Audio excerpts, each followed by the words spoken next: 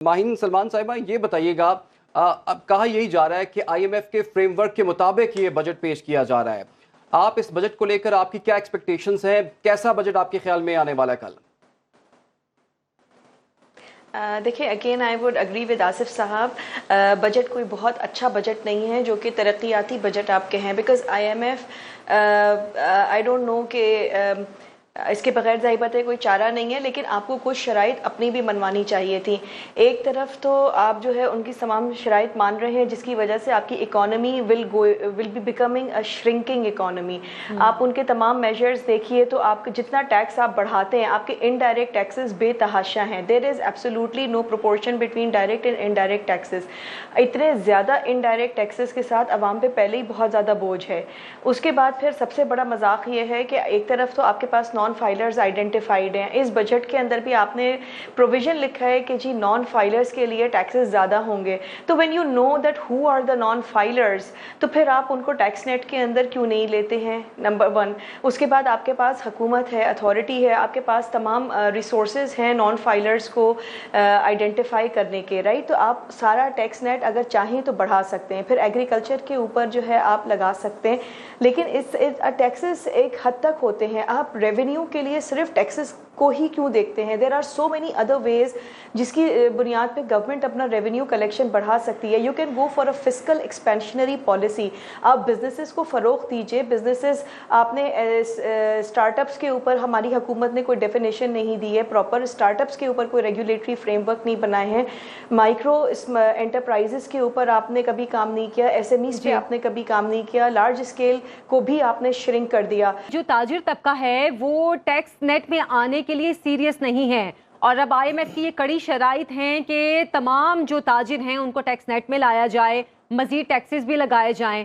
अब जो हम बात करते हैं कराची की, अगर ताजिर इंडस्ट्री के हवाले से या इंडस्ट्री जो बाकी इंडस्ट्रीज हैं उनके हवाले से, कराची को पाकिस्तान का मौशी हब कहा जाता है, लेकिन अब कराची के जो ताजिर बरादरी है या वहाँ की इंडस्ट्री जो है वो इस हवाले से काफ़ी परेशान है कि हुकूमत जो नए टैक्सेस लगाने जा रही है वो भी यकीनन परेशानी वाले होंगे। और जैसे कि शहबाज शरीफ साहब की जब हुकूमत आई थी उन्होंने सुपर टैक्स लगाने की भी बात की थी। अब ये टैक्स पर टैक्स जब हुकूमत लगाएगी और IMF की जो कड़ी शराइत हैं, क्या कराची की जो इंडस्ट्री है वो मज़ीद मुश्किलात का शिकार होगी या उसके लिए कोई आसानियाँ कुछ लग रही हैं इस हवाले से? देखिए, जब टैक्स का नाम आता है तो आसानी तो कहीं से नहीं होती। अगर आप आज मुझे कोई चॉइस दे दें या ऐसा कोई जादू का चिराग दे दें कि मैं अपने आप को टैक्स नेट से आज़ाद कर सकूं, तो मैं सबसे पहले करूंगी, लेकिन ऐसा मुमकिन नहीं होता। मगर टैक्सेस, देखिए टैक्सेस के अगेंस्ट अगर रिटर्न मिल रहा हो तो नो ऑब्जेक्शन, लोग खुशी से टैक्स देंगे, लेकिन हमें टैक्सेस के अगेंस्ट कोई रिटर्न नहीं मिलता। अगर आप यहाँ देखिए, अगर आप मुझे ये कहें कि जनाब टैक्सेस के अगेंस्ट हम डिजिटाइजेशन ऑफ इंडस्ट्रीज़ का प्रोग्राम चला देते हैं या हम इंडस्ट्रीज़ को एनर्जी के क्राइसिस से निकालने का प्रोग्राम चला देते हैं, तो मुझे टैक्स नेट में आना, मतलब हम या टैक्स हमारे ऊपर बढ़े तो हमें जो है कोई मसला नहीं है। लेकिन अगर आप वही टैक्स हम दूसरी जानिब ज़ाया होते देखें, और टैक्स का जो एक बेसिक कॉन्सेप्ट था कि गवर्नमेंट लेगी और एक कलेक्टिव स्पेंडिंग करेगी for the welfare of people, आपने हेल्थ केयर ख़त्म कर दिया। आपने एक बात बड़ी अच्छी की कि हुकूमत अवाम पर जो टैक्सेस लगाती है उसके रिटर्न में कोई जो बेनिफिट्स हैं वो हमारी अवाम को नहीं मिलते। अगर हम दूसरे मुल्कों में देखें तो वहाँ पे अवाम को बहुत सारे बेनिफिट्स मिलते हैं, सेहत की सहूलियात मिलती हैं, तालीम की सहूलियात या फूड में सिक्योरिटी मिलती है, लेकिन पाकिस्तान में हम ये मामलात नहीं देखते हैं। इसकी वजह क्या है? इसकी वजह सिंपल जो है, मैं ये कहूँगी, देखिए रिसोर्स मिसमैनेजमेंट है। आप जो रिसोर्सेज आपके पास आते हैं, रेवेन्यूज़ आते हैं, उनकी रिसोर्सेज की एलोकेशन जो है ना वो नहीं होती है।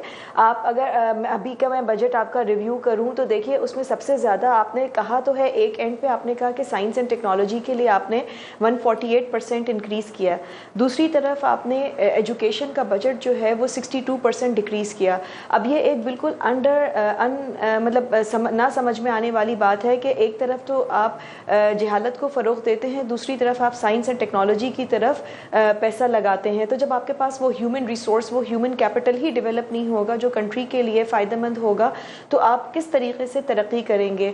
फिर आप जब हमारी एक अब इंडस्ट्री 4.0 की तरफ दुनिया बढ़ रही है, तो जब हमारे पास वो रिसोर्सेज ही नहीं है, वो डिजिटाइजेशन ही नहीं है और हुकूमत का कोई प्रोग्राम भी नहीं है ہے ڈیجیٹائز کرنے کا انڈسٹریز کو, تو پھر ہمیں بینیفٹ کے اندر کیا ملے گا؟ ہم تو ایکسپیکٹ کرتے ہیں کہ انفراسٹرکچر کوئی ڈیولپمنٹ چھوٹی موٹی, اب آپ دیکھیے 2008 کے بعد سے آج تک کراچی میں سڑکیں نہیں ڈلیں, کوئی انفراسٹرکچر نہیں بنا, اس کے اوپر کوئی کام نہیں ہوا.